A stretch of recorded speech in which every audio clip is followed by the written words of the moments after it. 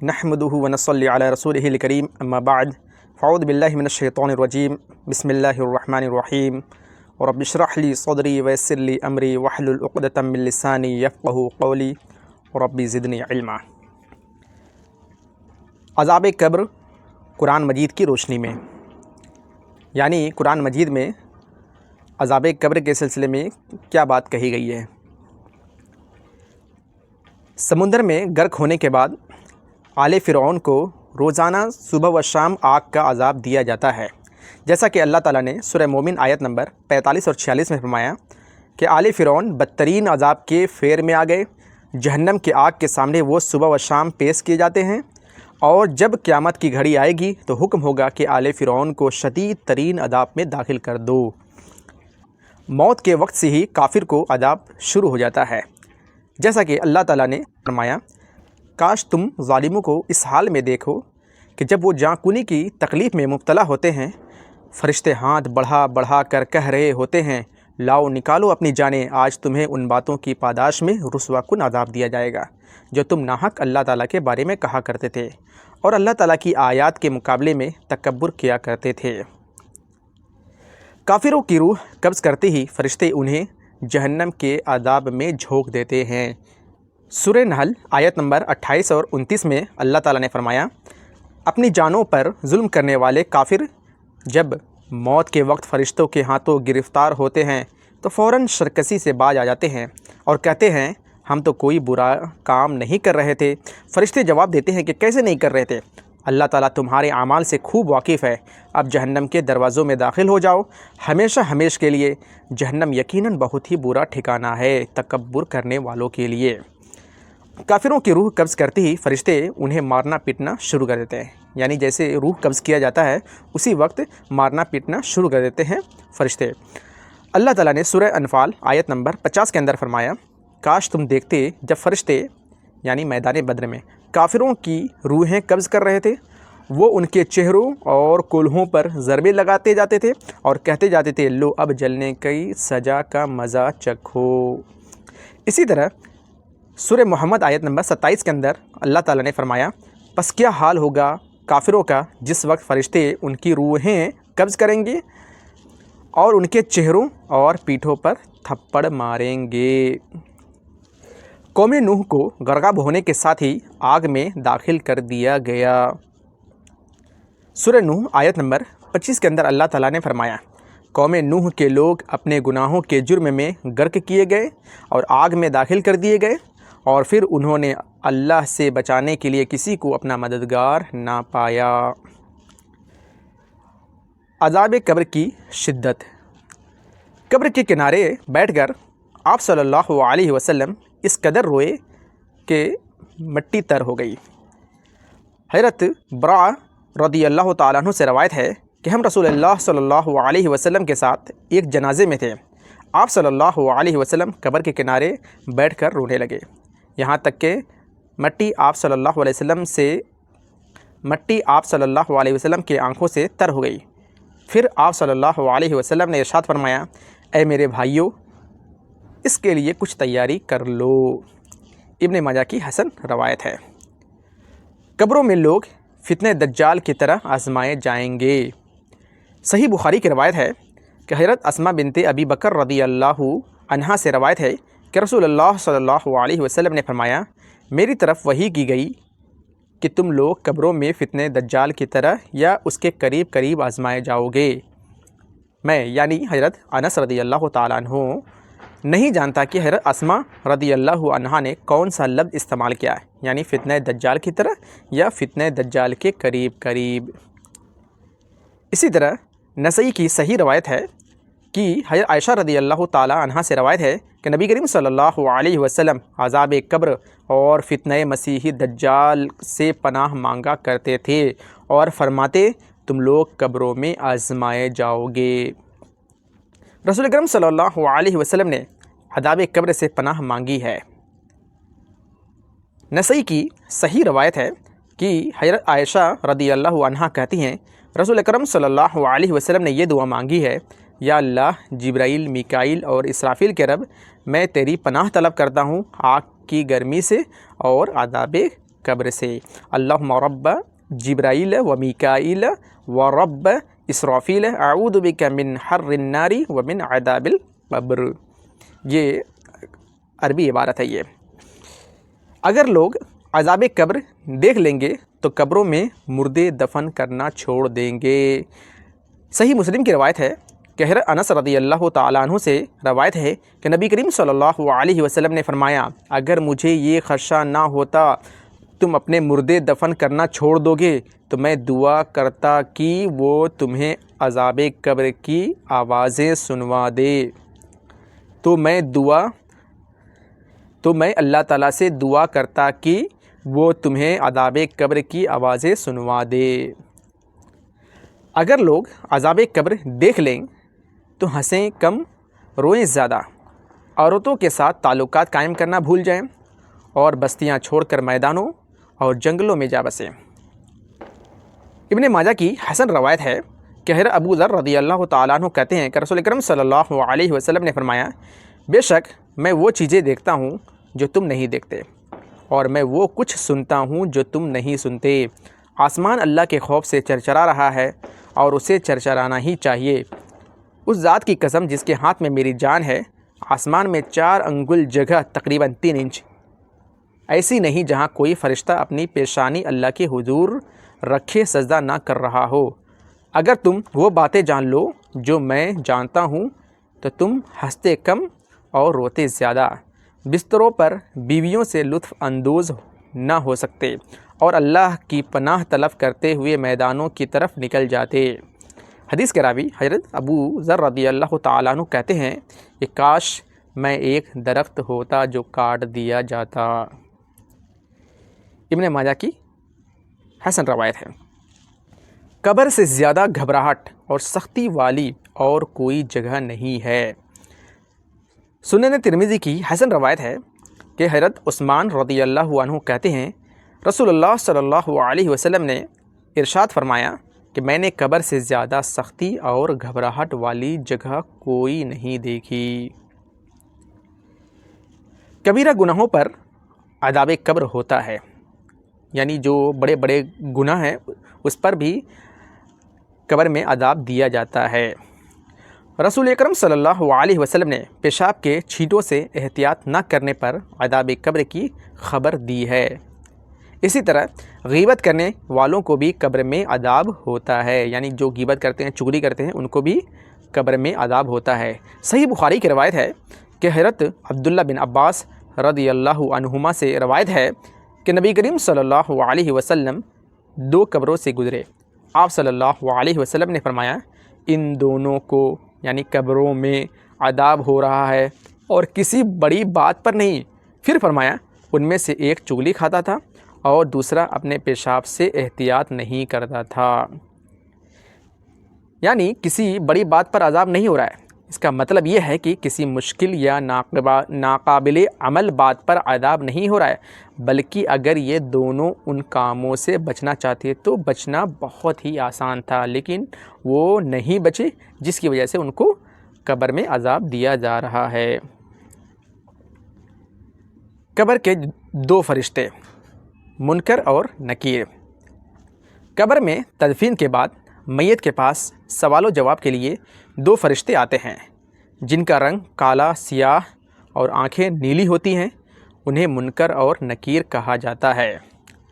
سنن ترمذی کی حسن روایت ہے کہ حضرت ابو ہریرہ رضی اللہ عنہ کہتے ہیں، رسول اللہ صلی اللہ علیہ وسلم نے فرمایا، جب میت دفنائی جاتی ہے، یا آپ صلی اللہ علیہ وسلم نے فرمایا، تم میں سے کسی ایک کی میت دفنائی جاتی ہے تو اس کے پاس 2 سیاہ رنگ کے نیلی آنکھوں والے فرشتے آتے ہیں، ان میں سے ایک کو منکر اور دوسرے کو نکیر کہا جاتا ہے۔ وہ دونوں میت سے پوچھتے ہیں، تم اس شخص یعنی حضرت محمد صلی اللہ علیہ وسلم کے بارے میں کیا کہتے تھے؟ سنن ترمذی کی یہ حسن روایت ہے۔ منکر اور نکیر کی آنکھیں تانبے کے ڈگچے کے برابر بڑی بڑی، دانت گائے کے سینگ کے برابر اور آواز بجلی کی طرح گرجدار ہوگی۔ طبرانی کی حسن روایت ہے کہ حضرت ابو ہریرہ رضی اللہ عنہ کہتے ہیں کہ ایک جنازے میں ہم نبی کریم صلی اللہ علیہ وسلم کے ساتھ تھے۔ جب ہم اس کی تدفین سے فارغ ہوئے اور لوگ واپس جانے لگے تو آپ صلی اللہ علیہ وسلم نے ارشاد فرمایا، اب یہ تمہارے واپس پلٹنے پر تمہارے جوتوں کی آواز سنے گا، اور اس کے پاس منکر اور نکیر آئے ہیں جن کی آنکھیں تانبے کے ڈگچے کے برابر ہیں، دانت گائے کے سینگ کی طرح ہیں، اور ان کی آواز بجلی کی طرح گرجدار ہے۔ وہ دونوں اس کو بٹھائیں گے اور پوچھیں گے، تم کس کی عبادت کرتے تھے اور تمہارا نبی کون تھا؟ منکر اور نکیر اپنے دانتوں سے زمین اکھیڑتے آتے ہیں، ان کی آواز میں گرجنے والے بادلوں جیسی کڑک اور آنکھوں میں چندھیا دینے والی چمک ہوتی ہے۔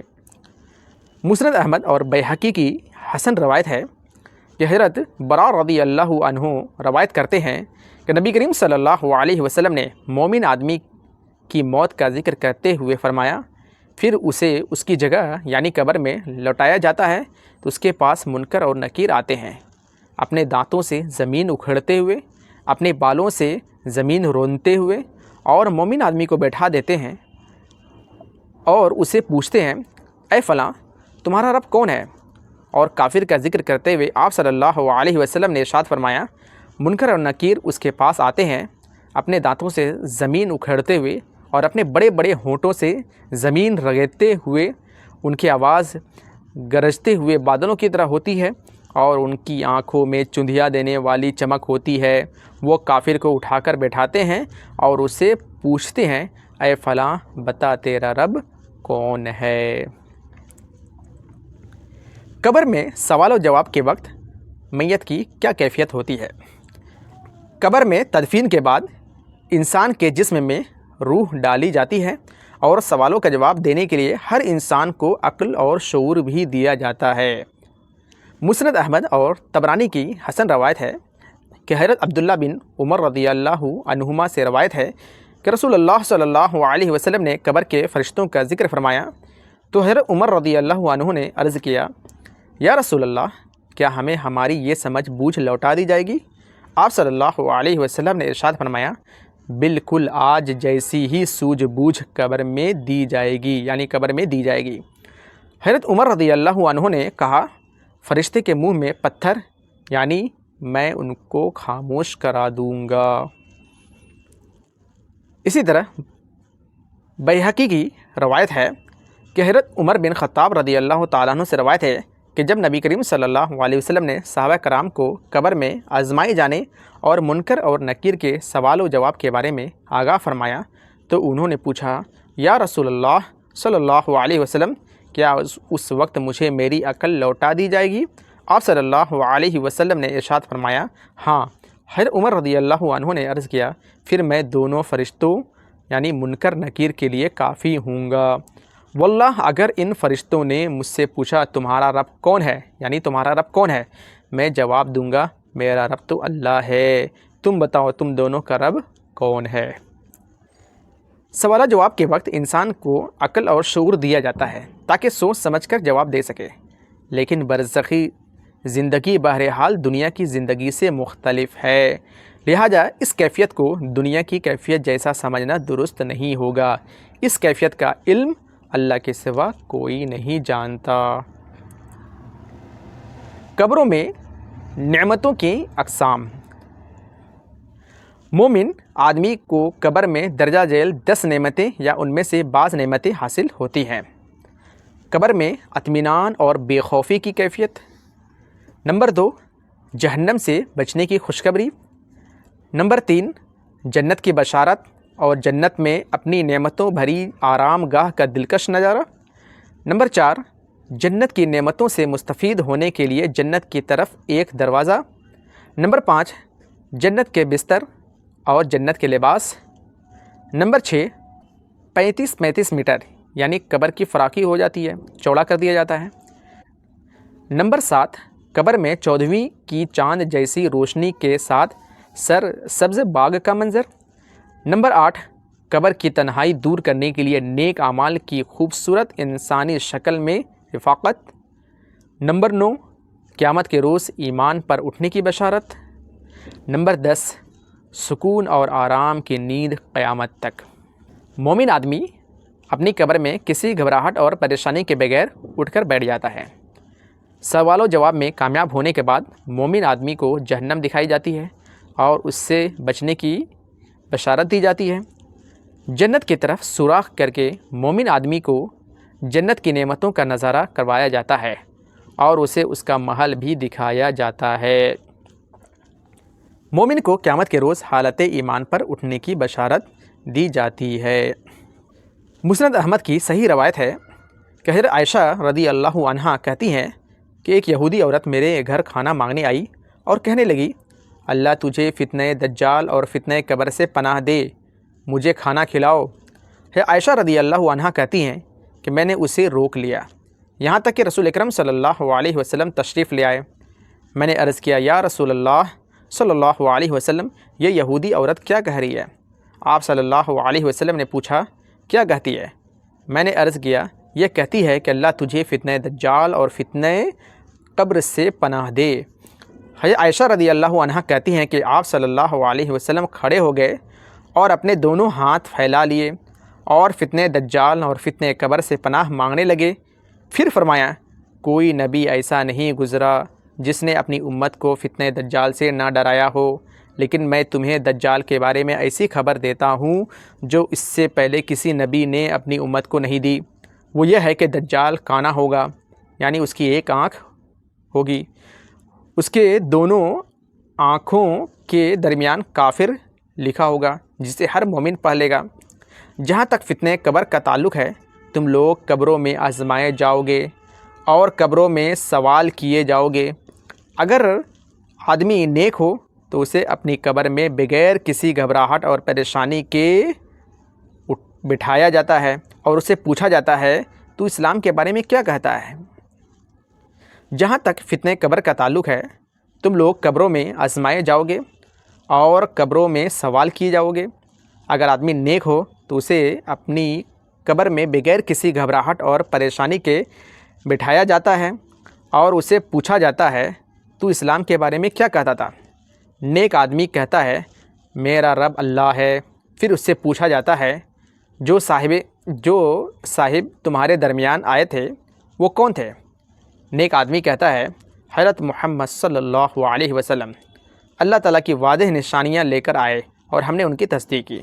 چنانچہ جہنم کی طرف ایک سوراخ کیا جاتا ہے اور مومن آدمی مشاہدہ کرتا ہے کہ جہنم کی آگ اس قدر شدید ہے کہ اس کا ایک حصہ دوسرے کو تباہ کر رہا ہے۔ فرشتے اسے بتاتے ہیں، دیکھ یہ ہے وہ آگ جس سے اللہ نے تجھے بچا لیا۔ پھر جنت کی طرف اس کے لیے ایک سوراخ کیا جاتا ہے اور مومن آدمی جنت کی رونقیں اور بہاریں دیکھتا ہے۔ اسے بتایا جاتا ہے، جنت میں یہ ہے تمہاری قیام گاہ۔ پھر فرشتے کہتے ہیں، تو نے ایمان پر زندگی گزاری، ایمان پر مرا اور قیامت کے روز انشاءاللہ اسی ایمان پر اٹھے گا۔ مسند احمد کی صحیح روایت ہے۔ مومن آدمی کو جہنم میں اس کا گھر دکھایا جاتا ہے اور کہا جاتا ہے کہ اللہ تعالیٰ نے تجھے اس گھر سے بچا لیا۔ پھر جنت میں اسے اس کا گھر دکھایا جاتا ہے اور بتایا جاتا ہے کہ اللہ تعالیٰ نے تجھے یہ گھر عطا فرمایا ہے۔ مومن آدمی اپنے نیک انجام کی خبر اپنے اہل و عیال کو دینا چاہتا ہے، لیکن اسے اس کی اجازت نہیں دی جاتی ہے۔ ابو داؤد کی صحیح روایت ہے کہ حضرت انس بن مالک رضی اللہ عنہ سے روایت ہے کہ رسول اکرم صلی اللہ علیہ وسلم نے فرمایا، جب مومن آدمی کو قبر میں دفن کیا جاتا ہے تو اس کے پاس ایک فرشتہ آتا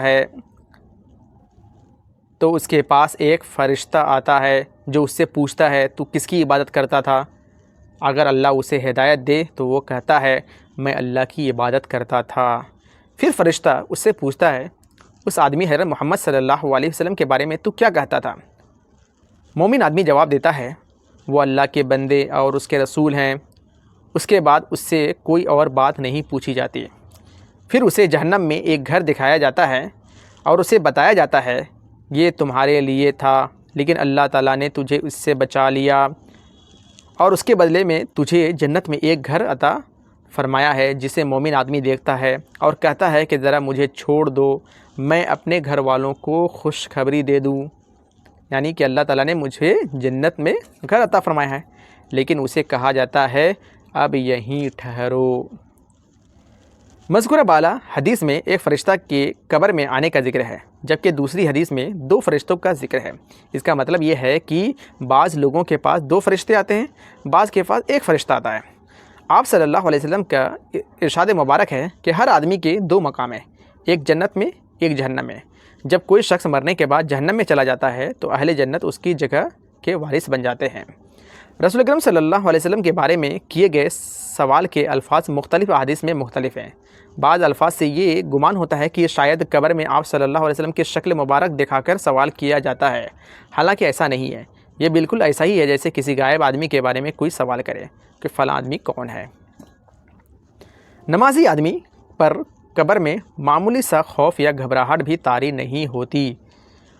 مومن آدمی کو سوال و جواب میں کامیابی کے بعد جنت کی دیگر نعمتوں کے علاوہ اس کی رہائش گاہ کا نظارہ بھی کروایا جاتا ہے۔ بعض اہل ایمان کی قبریں 70 ہاتھ فراخ کر دی جاتی ہے۔ اہل ایمان کی قبریں روشن کر دی جاتی ہیں۔ اہل ایمان کو ساری نعمتیں اور بشارتیں دینے کے بعد آرام و سکون کی نیند سلا دیا جاتا ہے۔ بعض اہل ایمان کی روحیں پرندوں کی شکل میں جنت کے درختوں پر چہچہاتی پھرتی ہیں۔ طبرانی اور ابن حبان کی حسن روایت ہے، حضرت ابو ہریرہ رضی اللہ تعالیٰ عنہ سے روایت ہے کہ نبی کریم صلی اللہ علیہ وسلم نے فرمایا، میت جب قبر میں دفن کی جاتی ہے تو وہ پسماندگان کے پاس واپس لوٹتے وقت جوتوں کی آواز سنتی ہے۔ میت جب قبر میں دفن کی جاتی ہے تو وہ پسماندگان کے واپس پلٹتے وقت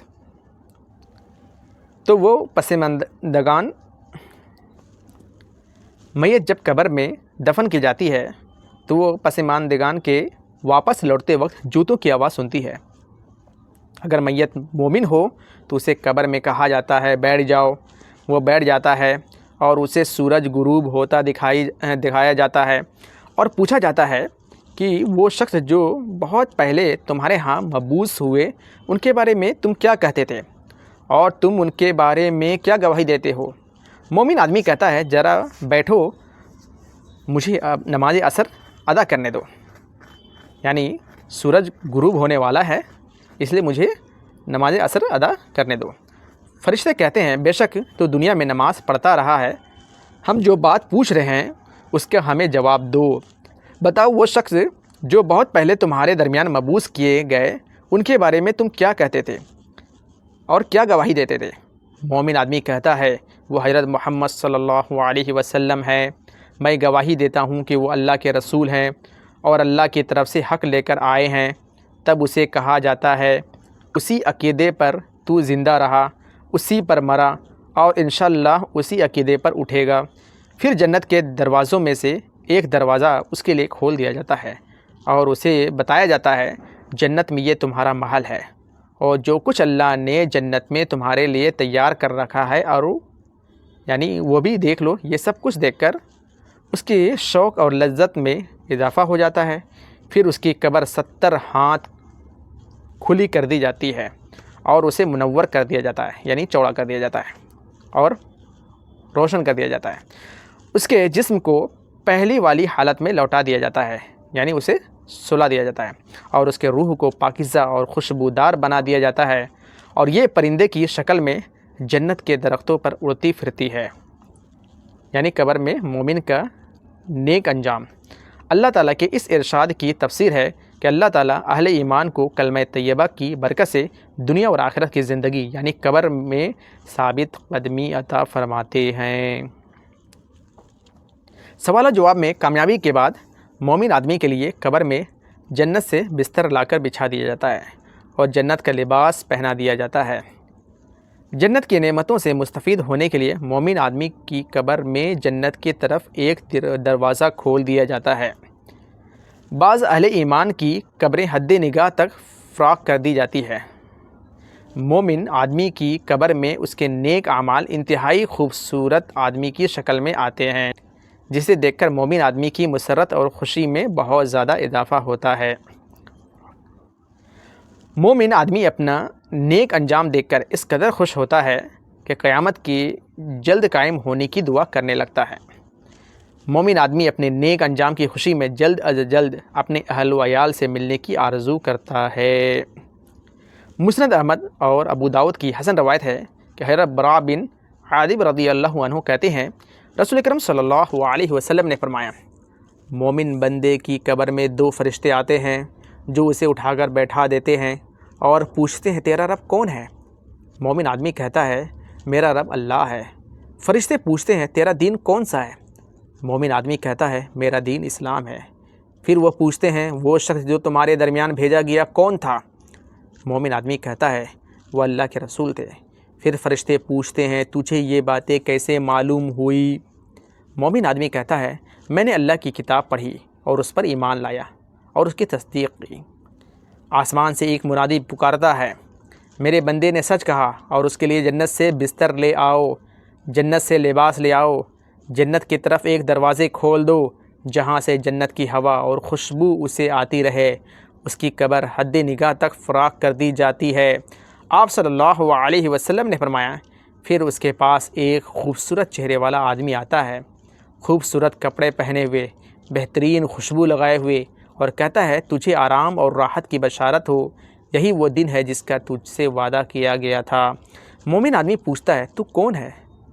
تیرا چہرہ کتنا خوبصورت ہے، تو خیر و برکت لے کر آیا ہے۔ وہ کہتا ہے کہ میں تیرا نیک عمل ہوں۔ تب مومن آدمی دعا کرتا ہے یا رب قیامت قائم فرما، اے میرے رب قیامت جلد قائم فرما حتیٰ کہ میں اپنے اہل و عیال سے ملوں۔ اس حدیث میں رسول اکرم صلی اللہ علیہ وسلم کا ارشاد مبارک ہے کہ قبر حد نگاہ تک فراخ کر دی جاتی ہے، جب دوسری حدیث میں 70 ہاتھ فراخ ہونے کی خبر دی ہے۔ ایک حدیث میں صرف 70 ہاتھ لمبی اور دوسری جگہ 40 ہاتھ فراخ کرنے کی خبر دی گئی ہے۔ یہ فراق اہل ایمان کی ایمان اور نیک اعمال کی کثرت اور قلت کی وجہ سے ہوگا۔ بعض اہل ایمان کی قبریں 70 ہاتھ فراخ کر دی جاتی ہے۔ اہل ایمان کی قبروں کو نور سے بھر دیا جاتا ہے۔ مومن آدمی اپنے نیک انجام سے اپنے اہل و عیال کو آگاہ کرنا چاہتا ہے لیکن اسے اجازت نہیں دی جاتی۔ مومن آدمی کو بڑے ادب و احترام سے قیامت تک آرام و سکون کی نیند سونے کی ہدایت دی جاتی ہے، جس سے وہ قیامت کے روز اٹھے گا۔ سوال و جواب میں ناکامی کے بعد منافق آدمی کو قبر کی دیواریں شکنجے کی طرح جکڑ لیتی ہے۔ منافق آدمی قیامت تک مسلسل اسی عذاب میں مبتلا رہتا ہے۔ ترمذی کی حسن روایت ہے کہ حضرت ابو ہریرہ رضی اللہ تعالیٰ عنہ سے روایت ہے رسول اکرم صلی اللہ علیہ وسلم نے ارشاد فرمایا جب میت دفن کی جاتی ہے، یا آپ صلی اللہ علیہ وسلم نے فرمایا جب تم میں سے کوئی ایک دفن کیا جاتا ہے تو اس کے پاس 2 سیاہ رنگ کے یعنی 2 کالے رنگ کے کیری یعنی نیلگوں آنکھوں والے فرشتے آتے ہیں، جن میں سے ایک کو منکر کہا جاتا ہے اور دوسرا کا نام نکیر ہے۔ وہ دونوں میت سے پوچھتے ہیں اس شخص یعنی حضرت محمد صلی اللہ علیہ وسلم کے بارے میں تم کیا کہتے تھے جو تمہارے ہاں بھیجا گیا؟ مومن آدمی وہی جواب دیتا ہے جو کچھ وہ دنیا میں حضرت محمد صلی اللہ علیہ وسلم کے بارے میں کہتا تھا، یعنی وہ اللہ کے بندے اور اس کے رسول ہیں۔ چنانچہ مومن کہتا ہے میں گواہی دیتا ہوں کہ اللہ کے سوا کوئی الہ نہیں اور محمد صلی اللہ علیہ وسلم اللہ کے بندے اور اس کے رسول ہیں۔ دونوں فرشتے کہتے ہیں ہمیں معلوم تھا کہ تم یہی جواب دو گے۔ پھر اس کی قبر 70 ہاتھ فراخ کر دی جاتی ہے، قبر کو روشن کر دیا جاتا ہے، پھر اسے کہا جاتا ہے سو جا۔ آدمی کہتا ہے میں اپنے اہل و عیال کے پاس واپس جانا چاہتا ہوں تاکہ انہیں اپنے نیک انجام کی خبر دوں۔ جواب میں فرشتے کہتے ہیں یہ ممکن نہیں، اب تم دلہن کی طرح سو جاؤ جسے اس کے گھر والوں میں سے سب سے زیادہ محبوب ہستی یعنی خاوند کے علاوہ اور کوئی نہیں جگاتا۔ چنانچہ یعنی مومن سو جاتا ہے حتیٰ کہ قیامت کے روز اللہ تعالیٰ اسے اس کی خوابگاہ سے جگائے گا۔ اگر مرنے والا منافق ہو تو فرشتے کے سوال کے جواب میں کہتا ہے میں نے لوگوں کو حضرت محمد صلی اللہ علیہ وسلم کے بارے میں جو کچھ کہتے سنا تھا، بس میں بھی وہی کچھ کہتا تھا، اس سے زیادہ مجھے کچھ نہیں معلوم۔ فرشتے کہتے ہیں ہمیں معلوم تھا کہ تو جواب میں یہی کہے گا۔ پھر زمین کو اللہ تعالیٰ کی طرف سے حکم دیا جاتا ہے اسے جکڑ لے۔ قبر اسے جکڑ لیتی ہے، منافق کی ایک طرف کی پسلیاں دوسری طرف کی پسلیوں میں پیوست ہو جاتی ہے، یعنی مل جاتی ہے، اور وہ ہمیشہ ہمیشہ اسی عذاب میں مبتلا رہتا ہے، یہاں تک کہ اللہ تعالیٰ اسے اس کی قبر سے اٹھا کھڑا کرے گا۔ مومن آدمی کو قبر میں کسی قسم کی گھبراہٹ یا پریشانی لاحق نہیں ہوتی۔ مومن آدمی کو قبر میں جہنم سے بچنے اور جنت پانے کی بشارت دی جاتی ہے۔ اللہ اور اس کے رسول پر ایمان کے ساتھ زندگی بسر کرنے والوں کو قیامت کے روز اسی ایمان پر اٹھنے کی بشارت دی جاتی ہے۔ گناہگار آدمی کو قبر میں بہت زیادہ گھبراہٹ اور خوف لاحق ہوتا ہے۔ سوال و جواب میں ناکامی کے بعد گناہگار آدمی کو جہنم میں اس کا ٹھکانہ دکھایا جاتا ہے۔ گناہگار آدمی کو اسی شک کی حالت میں اٹھنے کی بشارت دی جاتی ہے جس پر اس نے زندگی بسر کی تھی۔ ابن ماجہ کی صحیح روایت ہے کہ ابو ہریرہ رضی اللہ تعالیٰ عنہ سے روایت ہے، نبی کریم صلی اللہ علیہ وسلم نے ارشاد فرمایا، جب میت قبر میں دفن کی جاتی ہے تو نیک آدمی قبر میں کسی خوف اور گھبراہٹ کے بغیر اٹھ کر بیٹھ جاتا ہے۔ اس سے پوچھا جاتا ہے، تو کون سے دین پر تھا؟ نیک آدمی کہتا ہے، میں اسلام پر تھا۔ پھر اسے پوچھا جاتا ہے، وہ آدمی کون تھا جو تمہارے درمیان بھیجا گیا؟ مومن آدمی کہتا ہے، حضرت محمد صلی اللہ علیہ وسلم اللہ کے رسول تھے، وہ اللہ کی طرف سے ہمارے پاس معجزات لے کر آئے اور ہم نے ان کی تصدیق کی۔ پھر اس سے پوچھا جاتا ہے، کیا تو نے اللہ کو دیکھا ہے؟ وہ کہتا ہے، اللہ تعالیٰ کو دنیا میں دیکھنا کسی کے لیے ممکن نہیں، چنانچہ اس کے لیے آگ کی طرف ایک سوراخ کھولا جاتا ہے اور وہ دیکھتا ہے کہ کس طرح آگ کا ایک حصہ دوسرے حصہ کو کھا رہا ہے۔ اسے بتایا جاتا ہے کہ دیکھو، یہ ہے وہ آگ جس سے اللہ تعالیٰ نے تمہیں بچا لیا۔ پھر جنت کی طرف ایک دروازہ کھولا جاتا ہے اور مومن آدمی جنت کی بہاریں اور اس میں موجود نعمتیں دیکھتا ہے۔ اسے بتایا جاتا ہے، یہ ہے تمہارا ٹھکانہ، تم نے ایمان پر زندگی بسر کی اور اسی ایمان کی حالت پر مرے اور اسی ایمان کی حالت میں انشاءاللہ اٹھائے جاؤ گے۔ گناہگار آدمی کو قبر میں بٹھایا جاتا ہے تو وہ بہت گھبرایا ہوا اور خوف زدہ ہوتا ہے۔ اس سے پوچھا جاتا ہے، تو کس مذہب پر تھا؟ وہ کہتا ہے، میں نہیں جانتا۔ پھر پوچھا جاتا ہے، وہ آدمی کون تھا، یعنی جو تمہارے درمیان بھیجا گیا؟ وہ کہتا ہے، میں نے لوگوں کو جو کچھ کہتے سنا وہی میں بھی کہتا تھا۔ جنت کی طرف ایک دروازہ کھولا جاتا ہے اور وہ جنت کی بہاروں اور اس میں موجود دوسری نعمتوں کو دیکھتا ہے، تو اسے بتایا جاتا ہے کہ یہ ہے وہ جنت جسے اللہ تعالیٰ نے تمہیں محروم کر دیا ہے۔ پھر اس کے لیے ایک دروازہ جہنم کی طرف کھولا جاتا ہے اور وہ دیکھتا ہے کس طرح آگ کا ایک حصہ دوسرے کو کھا رہا ہے۔ اسے بتایا جاتا ہے، یہ ہے تمہارا ٹھکانہ۔ تو اللہ اور رسول صلی اللہ علیہ وسلم کے بارے میں شک میں پڑا رہا، تو اللہ اور رسول اللہ صلی اللہ علیہ وسلم کے بارے میں شک میں پڑا رہا اور شک کی حالت میں مرا، اور انشاءاللہ شک پر ہی اٹھے گا۔